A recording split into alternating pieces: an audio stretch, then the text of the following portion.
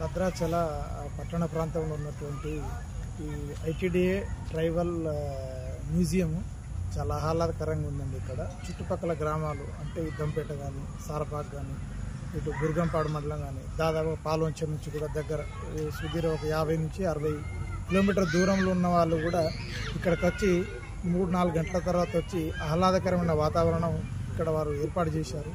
So ఇక్కడ ఏది ఉన్నా కూడా పురాతనమైన ఉన్నటువంటి ఈ ట్రైబల్ మ్యూజియము, వాళ్ళ జీవన విధానము, వాళ్ళు ఏ రకంగా అయితే మనము అప్పటికి ఇప్పటికి ఏ విధంగా ఉంది జీవన విధానము, అవన్నీ వాటికి సంబంధించినటువంటి వాళ్ళందరూ పొందుపరిచారు.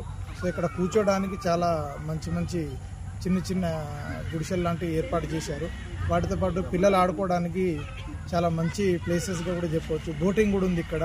సో ఆడుకోవడానికి పిల్లలు ఆడుకోవడంతో పాటు క్రికెట్ కూడా ఆడుకోవడానికి మంచి సదుపాయం కల్పించారు.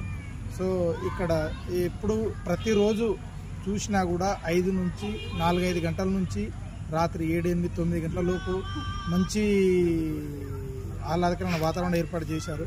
కనుక ఏది ఉన్నా కూడా ఇవే కాకుండా ఇంకొన్ని ఏర్పాట్లు చేస్తే సుదూర ప్రాంతాల నుంచి వచ్చి కూడా ఇక్కడ మనం ఆహ్లాదకరమైన వాతావరణం చూడవచ్చు.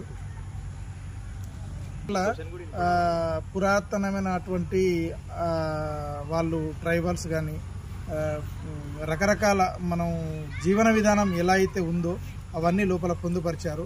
లోపలైతే ప్రతిదీ ఎడ్ల బండి, సో ట్రైబల్ వాళ్ళ కల్చర్ యాక్టివిటీస్ కానీ వాళ్ళకు సంబంధించినటువంటి అన్నీ మనకు జీవన విధానం ఎలా ఉందనేది కూడా వాటిని చూసి మనం నేర్చుకోవచ్చు. వ్యవసాయం ఎలా చేశారనేది కూడా మనము తాగడం, నీళ్ళు తాగేటువంటి అవి చిన్న బుడ్లు కానీ, సో వ్యవసాయం చేసే పనిముట్లు కానీ అవన్నీ కూడా ఇక్కడ ఐటీడీఏలో పొందుపరిచారు. ఎంట్రీ ఫీజు ఎలా ఉందండి? ఎంట్రీ ఫీజు రీజనబుల్ అండి, పెద్దగా అంత అమౌంట్ ఏం లేదండి. చిన్న ఒక టీ తాగినంత కూడా కాదండి. అవి చాలా ఆహ్లాదకరంగా ఉందండి ఇక్కడ. ఆ విషయంలో నో డౌట్. వాళ్ళు చాలా డెవలప్ కూడా చేస్తున్నారు. ముందు కూడా ఇట్లాంటివి చేస్తే కూడా మనం కూడా ఇవ్వాలండి. ఎందుకంటే డెవలప్ చేయడానికి కోసం చిన్న అమౌంట్ అనేది ఖచ్చితంగా ఇవ్వవలసింది.